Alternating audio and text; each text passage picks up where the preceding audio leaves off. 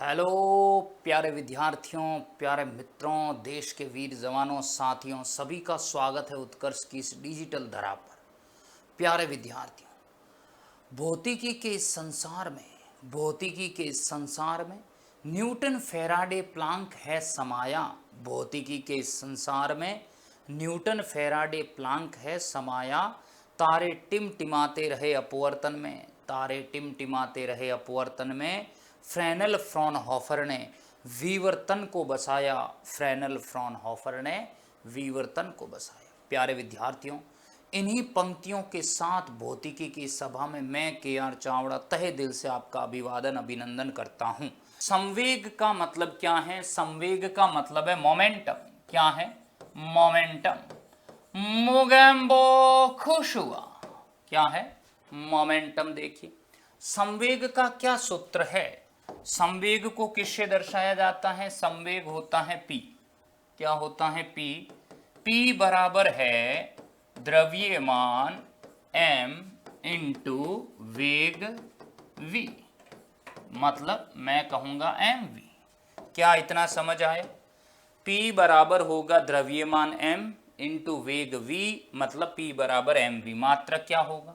मात्रक हो जाएगा किलोग्राम, द्रव्यमान का किलोग्राम, वेग का अभी पीछे पढ़ा है मैंने, क्या होता है? Metre upon second.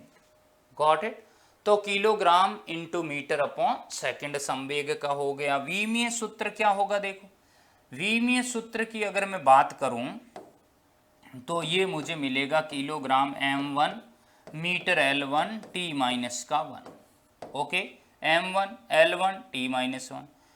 विमीय समीकरण की अगर मैं बात करूं तो संवेग को p से दर्शाया जाएगा और ये होगा m1 L1 t माइनस 1। आपको कोड याद रखना है, 11 नहीं 111। 11 पूछा जाए तो 11 तो होता है वेग का, 11 तो होता है वेग का, और हम कहेंगे 11 तो होता है वेग का, 12 होता है किसका? त्वरण का, 111 होता है संवेग का, और 112 किसका होता है? अभी हम बताएंगे कि किसका है।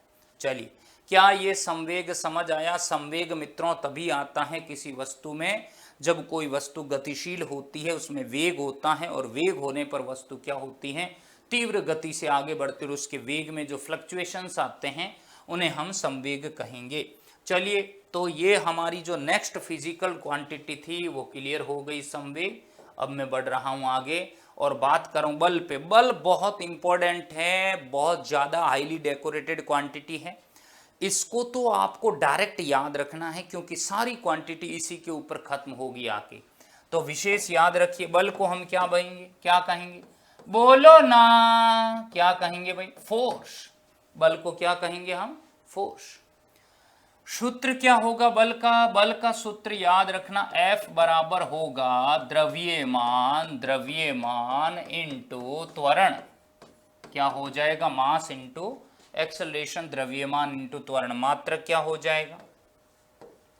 द्रव्यमान का मात्रक हो जाएगा किलोग्राम, और त्वरण का मात्रक हो जाएगा मीटर बट्टे सेकंड स्क्वायर। Got it? तो अगर मैं इसके विमीय सूत्र की परिचर्चा करूं तो किलोग्राम का हो जाएगा मेरे पास m1 L1 और t माइनस 2, बहुत इंपॉर्टेंट है। और फाइनली विमीय समीकरण की बात करूं तो ये हो जाएगा मेरे पास F बराबर m1 L1 t minus 2। Code भी याद रखो, कोड भी याद रखो, वेरी वेरी इंपॉर्टेंट, 112। तो याद रखना 111 किसका था? संवेग का। 112 किसका है? बल का। 11 किसका था? वेग का। 12 किसका था? त्वरण का। अगर आप इस तरह से चिंतन कर करके पढ़ोगे मित्रों तो आपको विमीय सूत्र और समीकरणों में कोई दिक्कत नहीं आएगी। पर ये तो याद रखना ही है, 112 बल का विमीय सूत्र है, वेरी वेरी इंपॉर्टेंट, याद रहेगा। अब देखो कुछ बातें करते हैं अपन।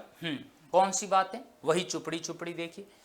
अब यहाँ बातों में हमें ये देखना है कि हमने एसआई पद्धति पढ़ी, और एसआई पद्धति में मैंने क्या बोला कि ये पद्धति जनरली जो है वैज्ञानिकों के नामों से बहुत ही फेमस है, क्योंकि मात्रक बड़े कठिन हो रहे थे तो वैज्ञानिकों ने क्या किया? शॉर्ट नाम, निक नेम भी रखना शुरू कर दिया। तो याद रखना किलोग्राम मीटर बट्टे पर सेकंड स्क्वायर को क्या रिप्रेजेंट किया जाता है? न्यूटन। इसको न्यूटन भी कहा जाता है, मतलब बल का मात्रक जो होगा वो न्यूटन भी होगा, याद रहेगा। तो चाहे ये पढ़ो चाहे ये पढ़ो, एक ही बात है, एक ही बात है 112 किलोग्राम मीटर बट्टे सेकंड स्क्वायर या फिर न्यूटन। चलो आगे। अब देखो आवेग, इम्पल्स। आवेग क्या है? आवेग क्या है सुनना है। आवेग को हम कहते हैं मित्रों इम्पल्स। ये भी गतिशील अवस्था में है, इम्पल्स ये भी गतिशील अवस्था में ही है, इसको मैं कहूंगा इम्पल्स। तो देखिएगा क्या मिलेगा इसमें। आवेग का जो सूत्र है I बराबर होता है बल इंटू समय। आया समझ में? आवेग का फॉर्मूला है बल इंटू समय, मैं कहूंगा फोर्स इंटू टाइम। तो देखिए क्या होगा, मात्रक क्या होगा? बल का जो मात्रक होगा वो होगा केजी, और समय का मात्रक, बल का जो मात्रक है सीधा लिख देता हूं, वो केजी मीटर बट्टे सेकंड स्क्वायर नहीं है, हम लिखेंगे न्यूटन इंटू सेकेंड। क्या लिखेंगे? Newton into second. अब देखो विमीय सूत्र की अगर मैं बात करूं तो विमीय सूत्र न्यूटन का भी क्या पढ़ाया, बल वाला, m1 l1 t - 2 112, ये समय है t1 और सॉल्व किया मैंने, m1 l1 क्या आया मेरे पास t - 1। चेक करो जरा, यही आ रहा है क्या? हाँ जी, हाँ जी। विमीय समीकरण क्या आएगा? अगर मैं इसकी बात करूं तो ये इम्पल्स है, I बराबर होगा m1 l1 t - का 1। कोई दिक्कत है किसी को? आपने यहाँ कुछ गौर किया? आपने यहाँ गौर किया तो पाया कि इसका भी जो कोड है वो 111 ही है, नहीं है?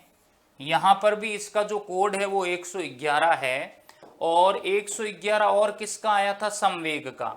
और अभी किसका आ रहा है? आवेग का। तो याद रखना संवेग और आवेग का विमीय सूत्र समान होता है। क्या ये क्वेश्चन आपको गुल मिल जाएगा? मिल जाएगा, समझ आ गया मित्रों?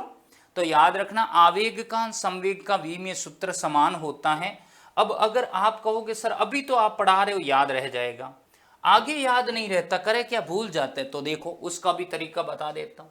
उसका तरीका मैं यहाँ पे बादल बना देता हूं, ये बादल बरसेगा, बहुत से नंबर आने वाले। देखिए क्या कहता है ये बादल, देखो आपको जो जोड़े हैं उनके पर्टिकुलर नामों से याद रखना है। जो जो जोड़े हैं जिनके विमीय सूत्र बराबर हैं, देखो उनका नाम याद रखना है। जैसे ये एक जोड़ा बना, इसका नाम अटका दो आप रेड लाइन के ऊपर, याद रखना आजा सनम, याद रहेगा आजा सनम।